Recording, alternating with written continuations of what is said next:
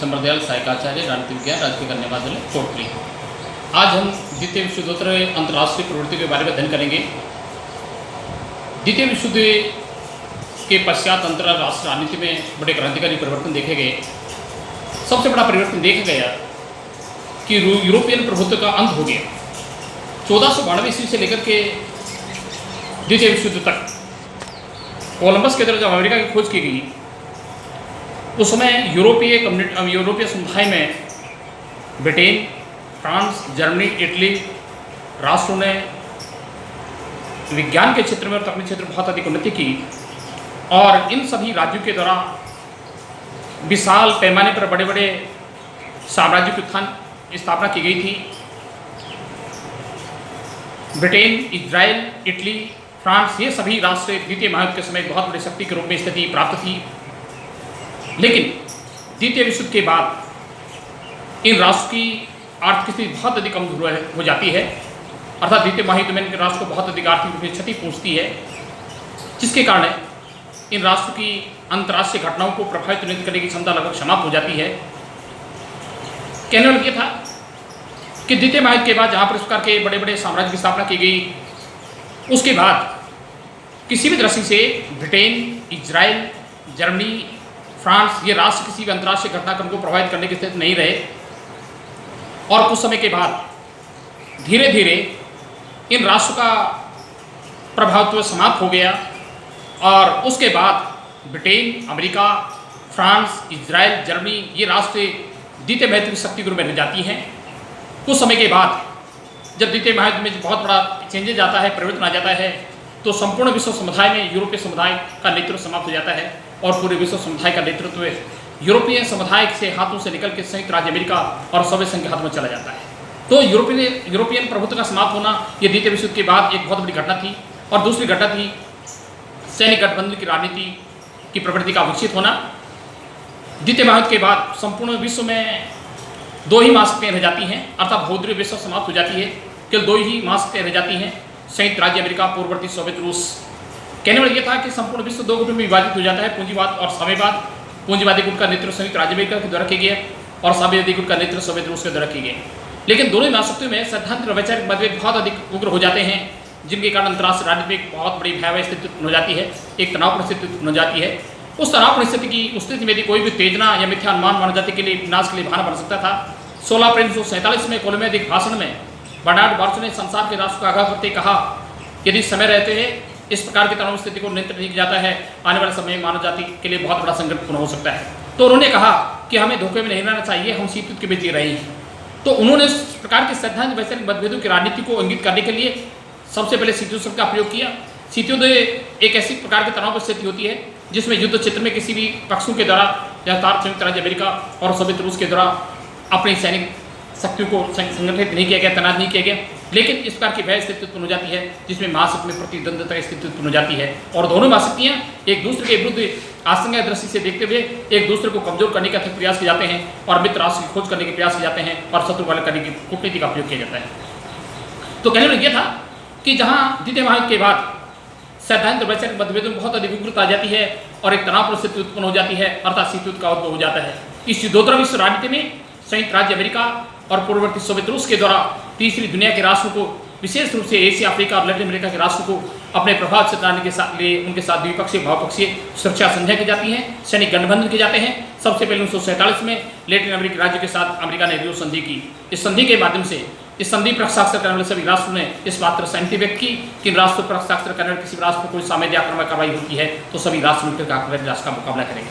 इसी प्रकार से 4 अप्रैल 1949 में नाटो संधि की जाती है, सीटो संधि की जाती है, सेंटो संधि की जाती है और 14 मई 1955 में सोवियत रूस और 8 मित्र राष्ट्रों के साथ मिलकर के नाटो का जवाब देने के लिए वार्सा पैक्ट का गठन किया जाता है। तो युद्धोत्तर विश्व राजनीति करके सैनिक गठबंधन की राजनीति उत्पन्न हो जाती है, सैनिक शक्ति संघर्ष की राजनीति उत्पन्न हो जाती है। तीसरी सबसे महत्वपूर्ण जो घटना थी, आणविक प्रक्षेपास्त्रों की गतिविधि को बढ़ावा मिलना। कहने में मतलब ये था कि जहाँ द्वितीय विश्व युद्ध में जर्मनी, जापान, इटली जैसे ध्रुवीय राष्ट्र बढ़ती हुई शक्ति का मुकाबला करने के लिए संसार की सभी शक्तियाँ लगी हुई थी, लेकिन जब 6 अगस्त और 8 सितंबर 1945 में जापान के हिरोशिमा और नागासाकी क्षेत्र में जब अमेरिका की तरफ बमबारी की जाती है और जिस प्रकार से जापान को पराजित किया जाता है, उसी प्रकार की पराजित घटना को लेकर के अब तक इस प्रकार की घटना के बारे में केवल ब्रिटेन और कनाडा के पास विशेष रूप से जानकारी होती है, लेकिन इसके सोवियत रूस के पास किसी प्रकार की जानकारी नहीं होती है। तत्कालीन सोवियत रूस के शासनाध्यक्ष स्टालिन ने अपने साथ एक बहुत बड़ा विश्वासघात माना और इसी प्रकार के विश्वासघात की अवधारणा को ध्यान रखते हुए 1949 में आणविक बम का निर्माण किया जाता है, अर्थात नई प्रक्षेपास्त्र की नई तकनीक पर विकसित कर दिया जाता है। अगली जो घटना होती है, बहुत इंपॉर्टेंट घटना होती है, साम्यवाद के अवरोध करने की, जहां द्वितीय विश्व युद्ध के बाद जर्मनी, इटली साम्यवादी राष्ट्र के बढ़ते प्रभाव क्षेत्र में बहुत बड़े प्रतिद्वंदी थे, बहुत बड़े विरोधी थे। अर्थात जर्मनी और इटली नहीं चाहते थे कि सोवियत रूस का प्रभाव क्षेत्र में वृद्धि हो, तो बढ़ते हुए सोवियत संघ के प्रत्येक विस्तार कार्य को अवरुद्ध करने के लिए अमेरिकी राष्ट्रपति हेनरी ट्रूमैन प्रशासन द्वारा ट्रूमैन सिद्धांत की घोषणा की जाती है। 12 मार्च 1947 में अमेरिकी राष्ट्रपति हेनरी ट्रूमैन प्रशासन ने घोषणा करते हुए कहा, यदि पश्चिमी गोलार्ध के किसी भूभाग में कोई साम्यवादी आक्रामक कार्रवाई होती है तो संयुक्त राज्य अमेरिका की सुरक्षा के लिए सबसे बड़ा संकट माना जाएगा, और चूंकि अमेरिका इस प्रकार की कार्रवाई बर्दाश्त नहीं कर सकता है। इसी प्रकार से अमेरिकी विदेश सचिव मार्शल के द्वारा दिए गए सुझाव के अनुसार उनके द्वारा मार्शल योजना को लागू किया गया। ट्रूमैन सिद्धांत के तहत यूनान और टर्की को लगभग आर्थिक 40 करोड़ आर्थिक डालने का सहायता का भी निर्णय किया गया। तो कहने वाला यह 4 सूत्री कार्यक्रम जिस प्रकार की स्कीम से चालू किया जाता है, तो सोवियत संघ के विस्तार क्षेत्र में अभूतपूर्व वृद्धि हो जाती है, जहां 1949 में साम्यवादी क्रांति संपूर्ण हो जाती है। अब साम्यवादी राष्ट्र की संख्या 1 से बढ़कर 2 हो जाती है और वहां पर चांगई सेठ की सरकार होती है, वो चल के भाग के फार्मोसा चल जाती है। और अगली जो नवीन जो प्रवृत्ति देखी गई, निर्गुट आंदोलन का उद्भव, अर्थात गुट निरपेक्षता की नीति। द्वितीय विश्व युद्ध के बाद दोनों ही शक्ति संग्रह राजनीति उत्पन्न हो जाती है। तत्कालीन भारत के प्रधानमंत्री पंडित जवाहरलाल नेहरू और नासिर और टीटो के द्वारा महसूस किया गया कि इसी शक्ति संग्रह राजनीति में भाग लेना नव स्वतंत्र राष्ट्रों के लिए हित में नहीं है, उचित नहीं है। अतः उन्होंने शक्ति संग्रह राजनीति चालू रहने का निर्णय लिया, निश्चय किया और उन्होंने ये स्वीकार किया कि यदि एक दूसरे के विरोध में बंधे हुए मित्र दोनों को शक्ति संग्रह राजनीति से दूर रहना चाहिए।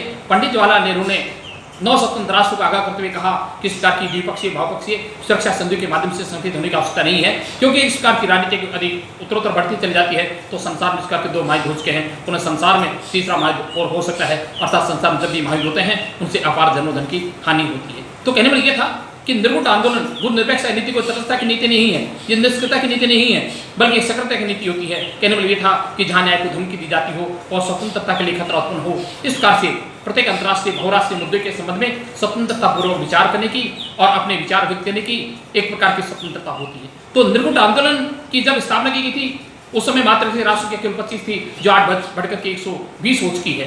तो निर्गुट आंदोलन इसका सबसे बड़ा पॉजिटिव अंतर्राष्ट्रीय राजनीति में संसार के सभी नव स्वतंत्र राष्ट्रों की तरह महसूस किया गया कि गुट निरपेक्षता की नीति में चलन के लिए हित में है, और आज दिन प्रतिदिन निर्गुट आंदोलन के सदस्य राष्ट्र संख्या में उत्तरोत्तर वृद्धि हो रही है। अगली जो घटना है, अगली घटना की जो बात की जाती है, संयुक्त राष्ट्र संघ के आकार में वृद्धि होना। कहने का मतलब यह था द्वितीय महायुद्ध के बाद जर्मनी, जापान, इटली जैसे ध्रुव राष्ट्र की बढ़ती हुई शक्ति का मुकाबला करने के लिए सोवियत रूस, अमेरिका, ब्रिटेन, फ्रांस आदि मित्र राष्ट्रों की सेनाएं लगी हुई थी।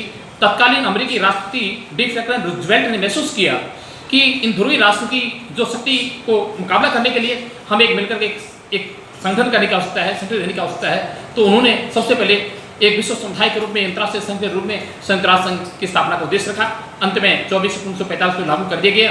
जिस समय संयुक्त राष्ट्र की स्थापना की गई थी उस समय केवल सदस्य 50 थी, और बाद में जब पोलैंड का प्रतिनिधि हो जाता है, पोलैंड कर जाते हैं, जिस कारण मूल संख्या 51 हो जाती है। लेकिन आज इसके सदस्य राष्ट्र संख्या बढ़कर के 193 हो चुकी है। तो कहने वाला ये था कि द्वितीय महायुद्ध के बाद उत्तरोत्तर विस्तार की जो बहुदलीय विस्तार की व्यवस्थाएं होती हैं, उसके कारण आज संयुक्त राष्ट्र संघ के परिवार में बहुत अधिक वृद्धि हो चुकी है।